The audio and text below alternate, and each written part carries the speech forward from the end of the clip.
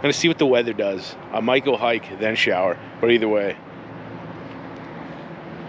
Oh, I just swallowed a bug.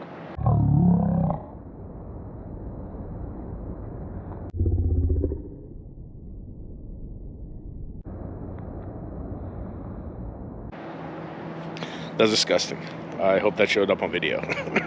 Anyways, Mount Robson.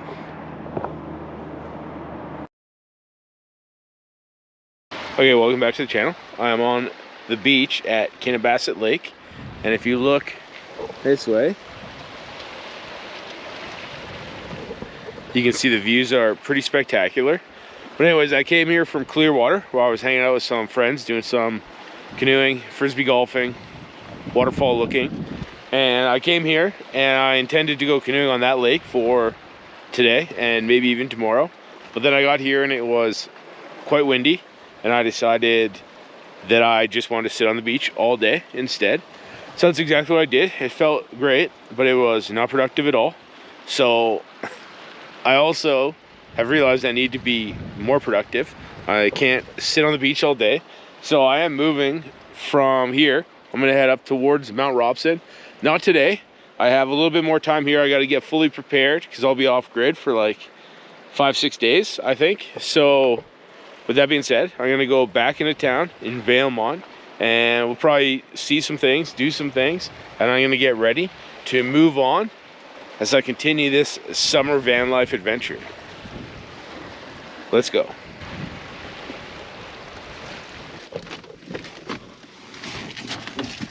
As I hit the road, I officially start my journey towards Mount Robson, the tallest peak in the Canadian Rockies and the headwaters of the Fraser River. I'm not driving straight there because, as I said, I spent the whole day sitting on the shores of Headwater Lake, thinking about what could have been. To be totally honest, this one stung a little bit. My trip as a whole has felt like a series of false starts and failures, and it feels like I just can't get it going. That's probably unfair because I have already done plenty of things, but this trip definitely isn't unfolding the way I was envisioning. And like I said, this one stung a little. Ever since my epic 130-kilometer solo canoe of Revelstoke Lake last summer, I had been interested in canoeing on Headwater Lake. Both Revelstoke and Headwater Lakes are reservoirs on the Columbia River, a 2,000-kilometer river that winds through both Canada and the United States. Headwater is higher, bigger, and from my understanding, wilder, and I had wanted to paddle here since last summer.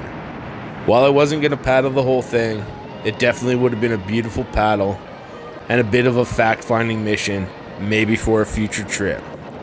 Ultimately though, I guess I did learn something here. And who's crying over a beach day? Anyways, as I continue my drive to Valemont, I soon see something that catches my eye and helps me reset my perspective. Okay, so I just pulled over to the side of the road, right by Rich Boys Towing. Highly recommend. Serving the Robson Valley since 1999. Just kidding, I don't know anything about them. But I do think that might be all that, what looks kind of like discoloration or paint. I think that might be fire retardant that's been dropped on that field there, or yard. And if you come over here, we're into definite burn, which is quite interesting. And if you walk in here, it definitely still smells like burn. And I have special permission to be here. And you can actually see all these trees are burnt, but they also have what I guess is fire retardant, just like all those cars. That's pretty cool. Well, this is just a small section of it. There's a way bigger section over here. That's what originally caught my eye. So we were gonna go check it out.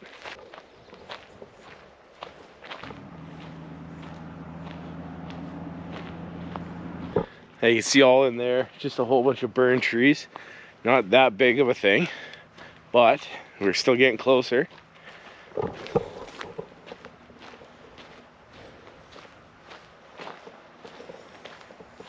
So then we got this big whole section that's been burned, but it doesn't really look like there's any trees there, or they're all gone now, but I assume they were not there when there was fire. But if you look across the street, this is what really caught my eye.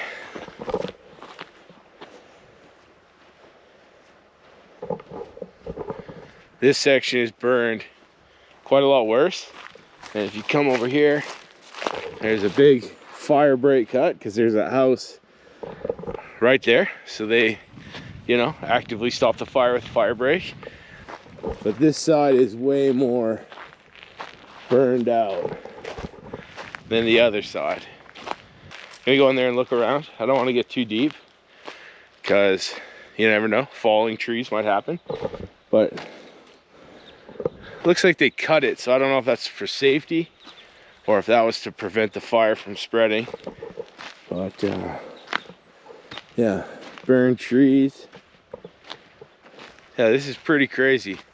I'm right in the middle of it. I've never been in a forest that's been this recently burned, but you can see all the stumps that have all been cut. I don't know if that's to protect idiots like me walking through a burned out forest, or if that was fire management tactics. They cut stumps. Pretty crazy. It's pretty crazy to walk through a forest like this. That I guess relatively speaking, this was a pretty low consequence fire. I do not believe any homes nor people were harmed.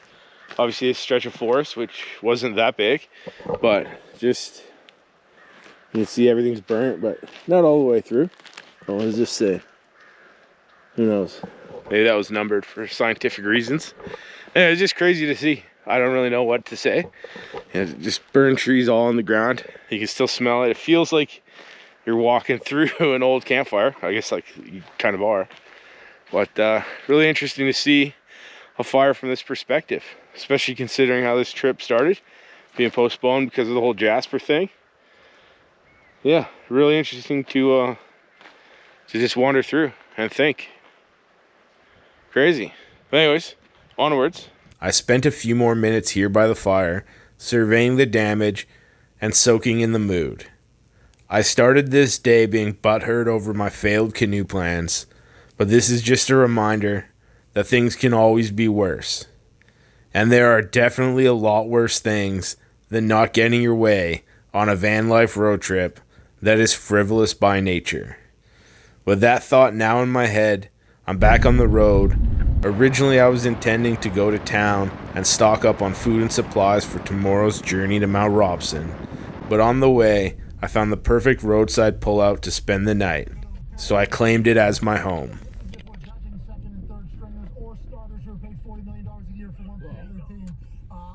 Well, a little bit of a change of plans. I was sort of going to go into town and potentially grab something to eat, but I found the perfect spot that I am going to spend the night. See there, I'm parked. I'm kind of on a country road, but a big old open parking lot. No signs or anything. And a perfect smoking bench. But more importantly, a pretty solid view. And there I sat for the rest of the night. I didn't have a lot left in the van, so I had a big dinner of cereal. And at this point, I was okay with that, because I knew that I was off to bigger and better things tomorrow. So until then, good night.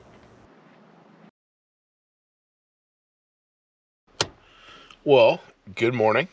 I just woke up and I have to go to the bathroom. So that's what we're going to do. We're going to rip into town. Going to go to the bathroom, get breakfast, and then roll out of here on to Mount Robson. So let's go.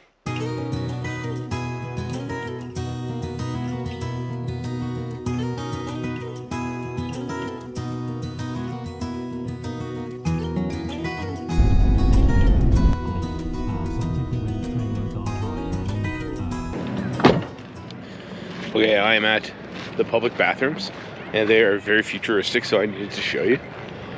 They are self-cleaning, and here they are. I'm gonna go in a second here. But as you can see, they are free.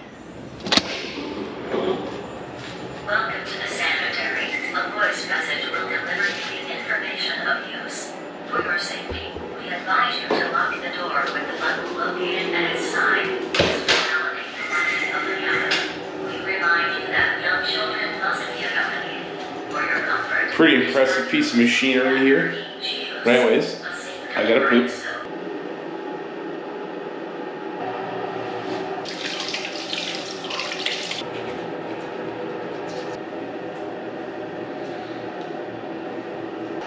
Now we're all freshened up, and and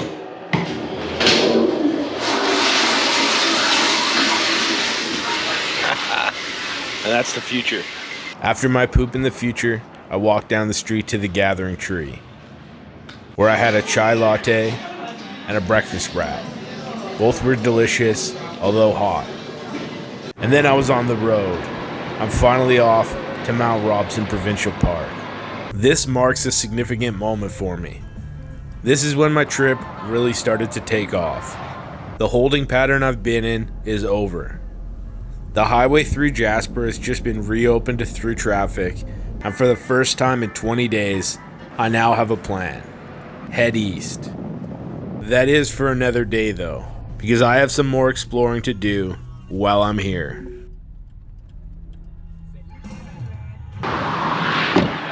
Okay, we are at the first stop of the tour. We are at Rearguard Falls. Technically, we are at the Rearguard Falls parking lot in Rearguard Falls Provincial Park. Anyways, this place is pretty famous because it is the highest reaches that the salmon reach on the Fraser River. So we're probably a little early to see them jumping, but you never know. I know a few things about being premature, so we might get lucky. Anyways, we're gonna go head down to the falls. We're literally right next to the highway. Anyways, we're gonna head down to the falls and, you know, see if we can spot some early salmon.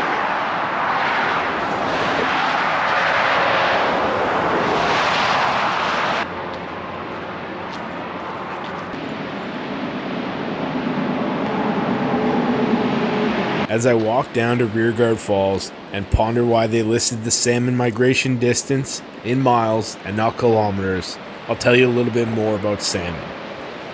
For those that don't know, salmon are born into creeks and rivers, then migrate down to the ocean to live their lives. Then in about 3 years, they head back upstream to the spot they were born to lay their own eggs. So not only is Rearguard Falls a significant spot, it is also pretty beautiful.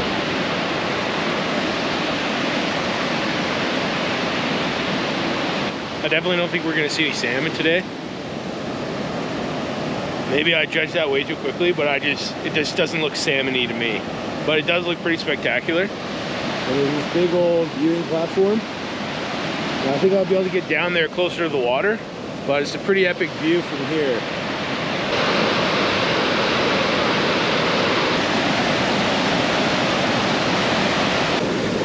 Oh, this actually looks pretty sweet down here.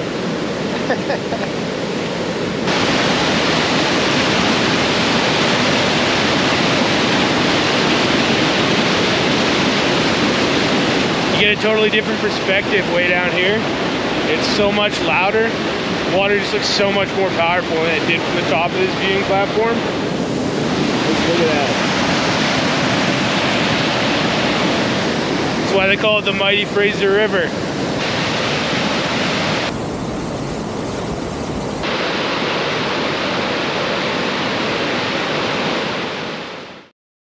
From my stop at Rearguard, I press towards Mount Robson itself.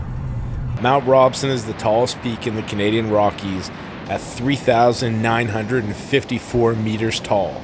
Known for its prominence, Mount Robson soon came into my view. Then just as quickly, I pulled into its visitor center parking lot.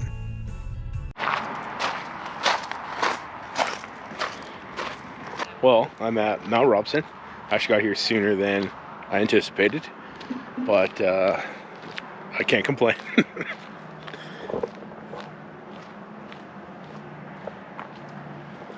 Anyways, I think I'm going to sponge some Wi-Fi here really quick, look through the gift shop, and then I'm going to head down to There's a campsite just over there that has showers. So I'm gonna go use those showers. I think I might, I'm gonna see what the weather does. I might go hike, then shower, but either way. Oh, I just swallowed a bug.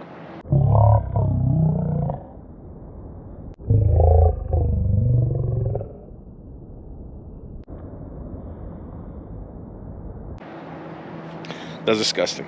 I hope that showed up on video. Anyways, Mount Robson.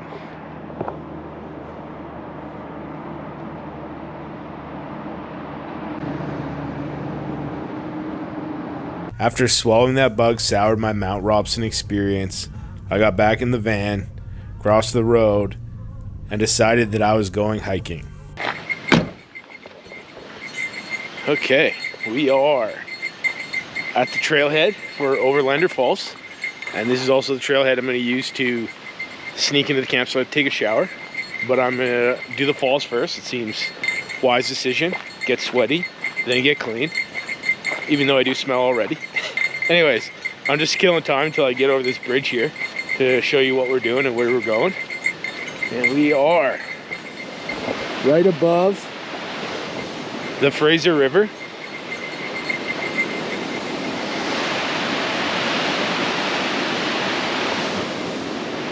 It looks pretty sweet. And this trailhead is right there, goes up that side, and it follows up the river, all the way up the river. It says it's an hour and a half return, but it gets to a nice falls up there. And that's exactly where we're going. It says an hour and a half return. I have done this hike before. 3 times actually. I did it once because I wanted to. Twice because I left my GoPro there last time, so I will be smarter this time. And a 3rd time trying to impress a girl. So I don't really know what else to say.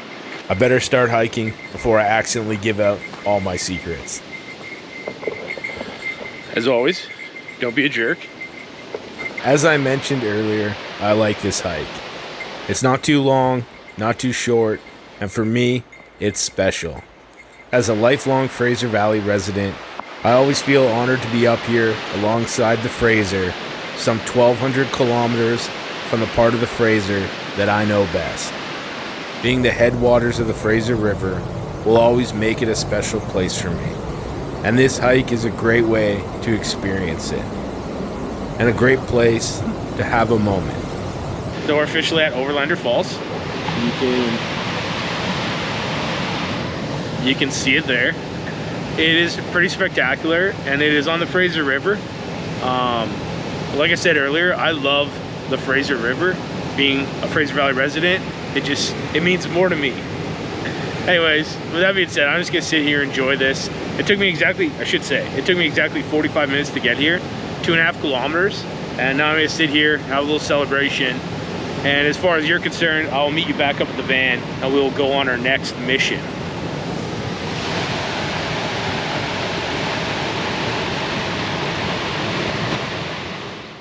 Okay, I'm back in the van, and it's time to go shower. So if you look here, I got a backpack packed, and I got my Crocs on in hiker mode, and we are gonna go sneak into the back door of this campsite and go have a free shower. At least I think they're free. So we're gonna sneak in this back door here, and we'll cut through and go up and look for the shower building there. Try not to be seen by anyone, so just gotta act natural, which is my forte. Anyways, let's go shower. So this free shower hack was something I picked up last year from a fellow hiker and used it to great success. And before anyone gets butthurt over a victimless crime, just know that I am in fact paying for a provincial park site later tonight. So this isn't just some random drive-by showering. The only real trick to this is to know where you're going and act like you've been there before. And next thing you know, you're saving money on showers. Oh yeah, target acquired. Oh yeah. Well, that's as good as any. It's a free shower, so I'm not gonna show you this time. I was told that was too much last year, so this is it. I'll see you back in the van. Okay, I'm fresh out of the shower, and I feel great. I honestly think that might have been 9 days from my last shower. It might have been a week, but I feel like it was a long time. I have no idea how long. It was a long time, and it wasn't good. Anyways, I got my towel up to dry. That thing smells also pretty bad, considering this is day 20 of this trip. Anyways, I got some snacks ready to go. I am still being fueled off of that breakfast panini, so I'm starving. But anyways, I got a little bit longer to drive. I'm headed to the Lucerne campground, and I think that's like 45 minutes away. Maybe one more stop, but anyways, let's go. Now I'm back on the road and head towards camp for the night. Along the way, there is one more stop that I want to make. It's a roadside stop, and one that I feel like rounds out the tour of the Fraser River headwaters. It is the one and only lake on the entire length of the Fraser River. So let's check it out. What a great simulation. It's crazy. Okay, I am at Moose Lake. This is the first and only lake on the Fraser River. And if you check it out,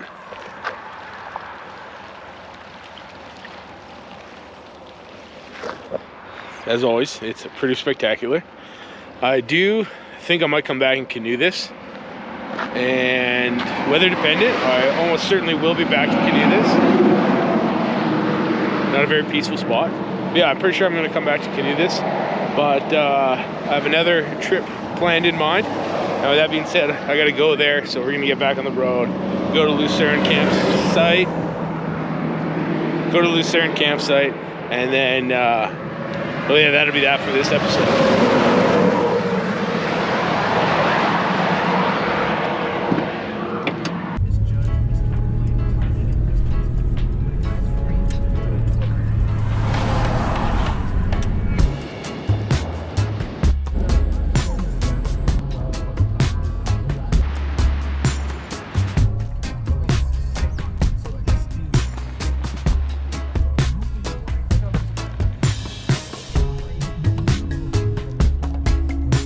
Okay, we are officially at Lucerne campground. I got the van there. My campsite is kind of there, up these stairs, but also kind of there, right where the van is. Anyways, a few things. This bike is so dirty. Like, look at this thing. It's already rusting there and there. So that's kind of a bummer. Anyways, I think I'll walk down to the beach, show you the beach, and then that'll be the end of this episode. I plan on going canoeing here. That's probably what the next episode is going to be, so keep that in mind when I show you the lake. But other than that, this has been the gateway to Mount Robson van life.